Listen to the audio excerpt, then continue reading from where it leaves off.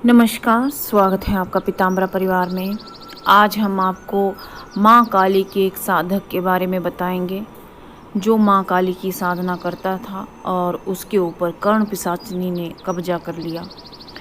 इस वीडियो को हम विस्तार से बताएंगे। अगर आपको यह वीडियो अच्छा लगे तो लाइक और शेयर कीजिए। जगमोहन नाम उस साधक का था और वो बैंक में एक छोटा सा मुलाजिम था। चतुर्थ श्रेणी में कार्य किया करता था। धन का काफ़ी अभाव था, तो उसने अपने काम से लौटते वक्त एक पुस्तक खरीदी और उस पुस्तक में उसने माँ काली के मंत्रों के बारे में पढ़ा। उसे ये ज्ञान ना हो पाया कि बिना गुरु के साधना करना कितना खतरनाक हो सकता है। घर आया, उसने किताब खोली और किताब को पढ़ा। बहुत प्रसन्न वो हो गया। उसे लगा कि अब उसकी सभी समस्याओं का हल है, क्योंकि वो चतुर्थ श्रेणी का कर्मचारी था और कुछ ना कुछ रोज़ ही उसके साथ धन की समस्या होती थी, अनेक परेशानियाँ। जब उसने पुस्तक में पढ़ा तो उसे लगा कि धन की समस्या तो ख़त्म ही हो जाएगी, साथ ही साथ जो उसके अधिकारी हैं उनका भी वो आकर्षण वशीकरण कर सकेगा, क्योंकि माँ काली की शक्तियों में बहुत शक्ति है या पावर है। ये विचार करके उसने सोचा कि मैं खुद ही ये साधना गुप्त रूप से पूरी करूँगा और किसी को नहीं बताऊँगा। मन ही मन विचार किया और उसने पास ही किसी दुकान से माला और माँ काली यंत्र खरीद लिया। उसे विधि विधान का ज्ञान नहीं था, मात्र पुस्तक पढ़ के उसने वो ज्ञान अर्जित किया और उसे ये भी भान नहीं था कि किसी साधना में संस्कारित अभिमंत्रित सामग्री का प्रयोग करके, गुरु दीक्षा लेकर के और सही विधि विधान जान करके ही साधना संपन्न करनी चाहिए। जोश जोश में वो ये भूल गया कि इसके कुछ खतरनाक परिणाम भी हो सकते हैं। घर में चूँकि 2 कमरे थे, एक कमरे में पत्नी खाना बनाया करती थी और दूसरे कमरे में सभी विश्राम करते थे। उसने पत्नी से कहा कि मुझे आज रात्रि से ही कुछ ज़रूरी काम करने हैं और आप दूसरे कमरे में सो जाइए। पत्नी ने कुछ ज़्यादा बातचीत नहीं की। उसने सही में सोचा कि पति शायद कोई काम करना चाहते होंगे, ऑफिस का कोई काम होगा, और इसलिए वो अपने बच्चों को लेकर के दूसरे कमरे में सो गई। साधक ने जो भी तैयारी करी थी उस पुस्तक को पढ़ कर के उसी अनुसार वो विधि जान कर के मंत्र जप करने लगा। जब उसने वो मंत्र जप करना शुरू किया तो पहल तो उसे कुछ भी अनुभव ना हुआ। फिर पहले दिन की, दूसरे दिन की, तीसरे दिन की, फिर उसे ये व्यर्थ जानने वो लग गया। सोचने लगा कि ये साधना तो व्यर्थ ही है और इस साधना को करके कोई फ़ायदा नहीं है, मैं अपना समय ही व्यर्थ गवा रहा हूँ। उसकी पत्नी दुकान में बिकने वाले लिफाफे बनाने का काम करती थी, तो उसने सोचा इतना जो मैं समय इसमें दे रहा हूँ उतना पत्नी की मदद करने में करूँ, ताकि मैं भी अधिक से अधिक लिफाफे बना करके कुछ धन तो आ जाएगा। ये विचार उसने किया और अगले दिन वो चला गया। जब वो रास्ते में वापस लौट रहा था तो मन ही उसका एकदम परिवर्तित हो गया। उसने कहा, अभी तो 3 ही दिन हुए हैं, क्यों ना मैं वो साधना पूरी ही कर लूँ, क्या पता कुछ फ़ायदा ही होने लगे। ऐसे रास्ते में विचार करते हुए जा रहा था तो उसे एक चांदी का एक पुराना सिक्का पड़ा हुआ रास्ते में मिला।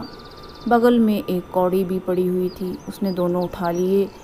उसे लगा, अरे साधना को तो बहुत फ़ायदा हो रहा है, चांदी का पुराना सिक्का मिल गया है और इसका मतलब साधना में बहुत दम है और मुझे ये साधना आगे करनी चाहिए। उसे जैसे ही वो सिक्का मिला, उसे तो अपने शरीर के अंदर एक विशेष शक्ति का संचार होने का आभास होने लगा। वो खुश हो गया, चांदी का सिक्का भी मिला था और वो खुद को स्फूर्तिवान महसूस कर रहा था। वापस लौट आया, फिर से रात की वही क्रिया उसने शुरू की। साधना मंत्र जब उसने शुरू किया और वो चांदी का सिक्का संभाल करके संदूक में रख दिया था। साधना पूरी की, कोई अनुभव नहीं हुआ।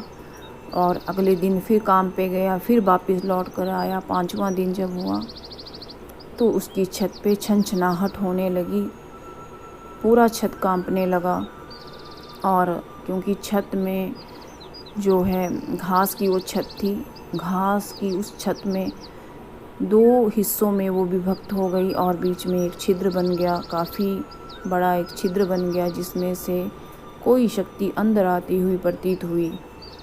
उसने आंखें खोली तो उसे लगा कि कोई इधर उधर है और एक कोई दुष्ट शक्ति उसके आसपास आ गई है, लेकिन वो ये ना पहचान पाया कि वो शक्ति क्या है। उसने सोचा माँ ही दर्शन दे रही है और माँ ही उसकी पुकार सुन रही है, और वो और खुशी में झूम करके साधना करने लगा।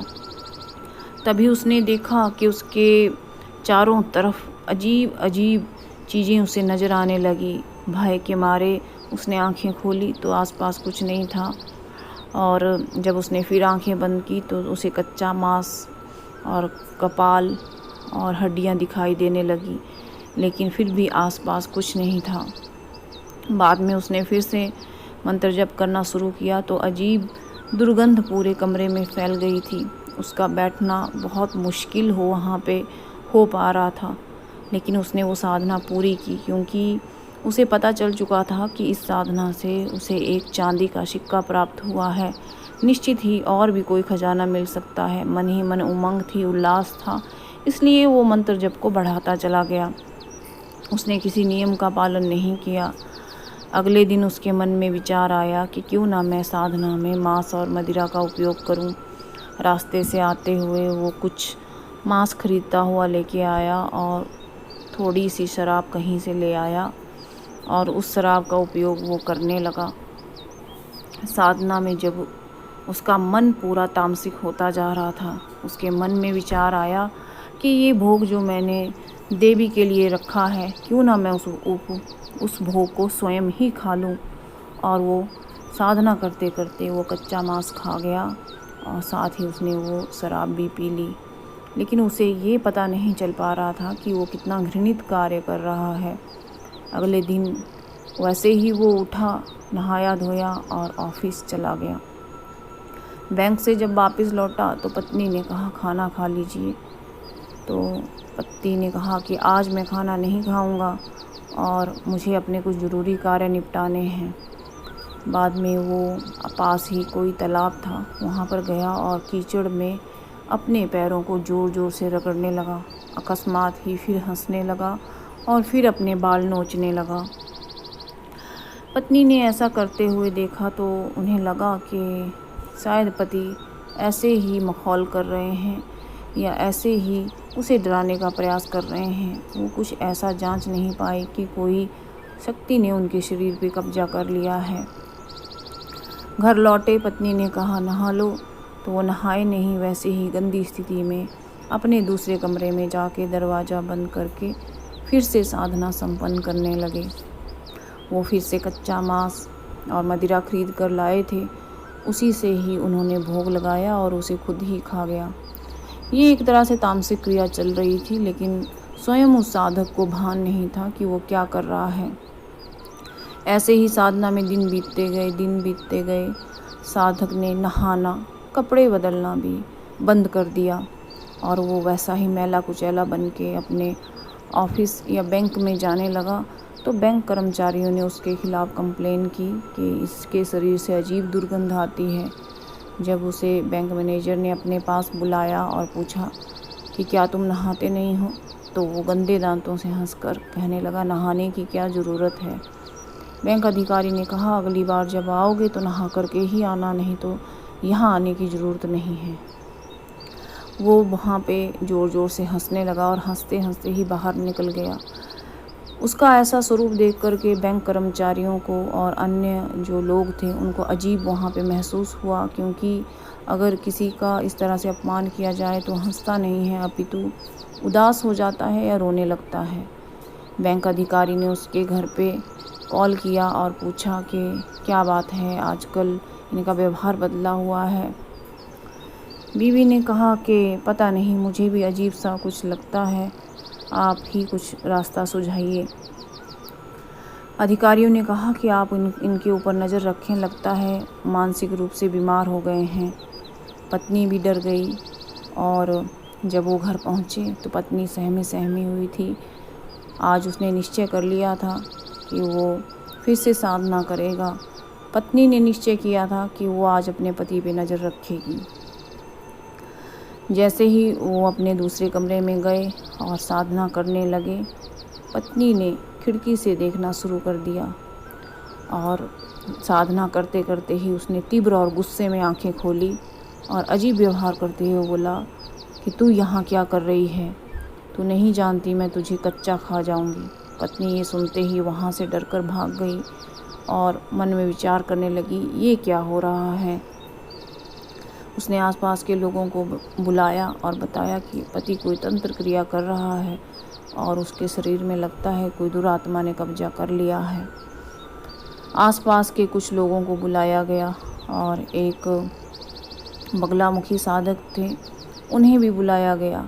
तब उन्होंने देख करके बताया कि इनके शरीर में कर्ण पिशाचिनी ने कब्जा किया हुआ है। इसका भूत भविष्य उसके कब्जे में है, साथ ही साथ वो आने वाले हर चीज़ या भूत भविष्य को इसको बता सकती है।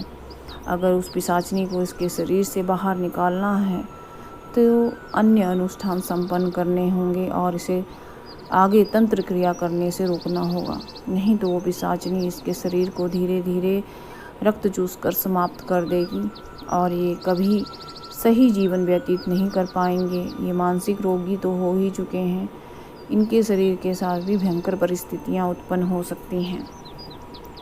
उसकी पत्नी ज़ोर ज़ोर से रोने लगी और उन्हें कोई अन्य रास्ता नहीं सूझ रहा था, तो उसने उसी साधक से प्रार्थना की कि आप मेरे लिए कोई रास्ता सुझाइए, मेरी मदद कीजिए।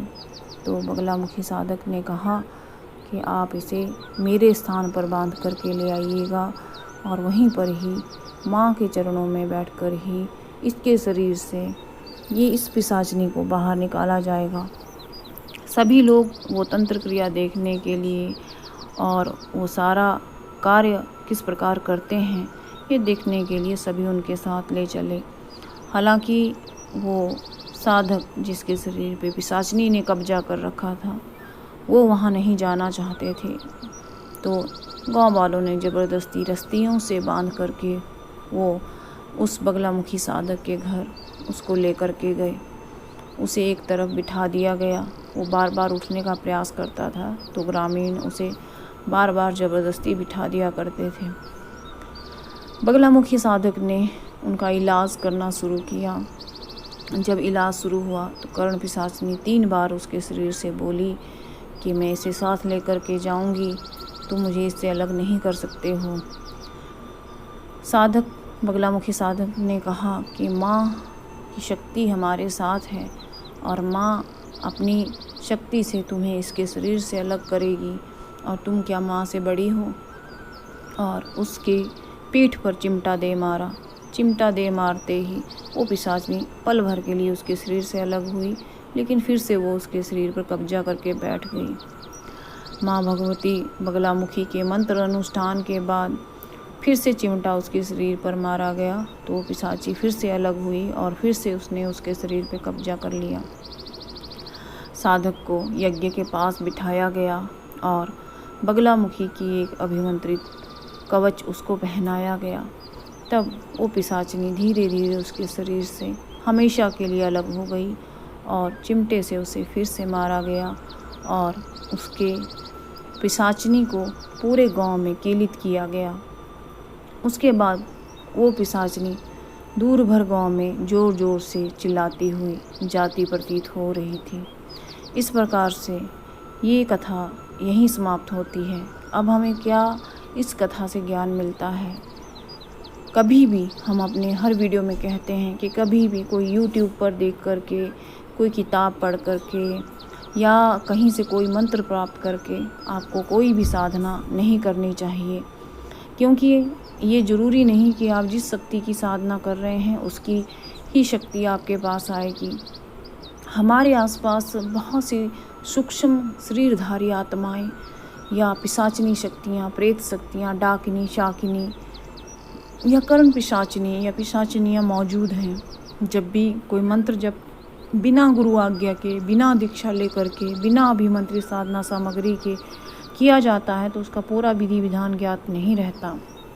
तो हमारे आसपास जो सूक्ष्म शक्तियाँ या पिशाचिनी शक्तियाँ मौजूद रहती हैं वो शीघ्र आसपास आकर के डेरा जमा लेती हैं और बाद में धीरे धीरे हमारे शरीर पर कब्जा करके उसका शोषण करती हैं या उसका खून चूस करके उस साधक को बर्बाद कर देती हैं या मानसिक रोगी बना देती हैं। अंत में वो साधक अपना ही मल मूत्र खाना शुरू कर देता है और अपनी ई लीला समाप्त कर लेता है। इसलिए सदैव आप किसी से दीक्षा लेकर के, कहीं से योग्य गुरु से दीक्षा लीजिए, मंत्र विधि नियम जाइए और सात्विक रासिक और यौगिक साधनाएं ही कीजिए। अगर आपको यह वीडियो अच्छा लगा हो तो लाइक और शेयर कीजिए। नमस्कार।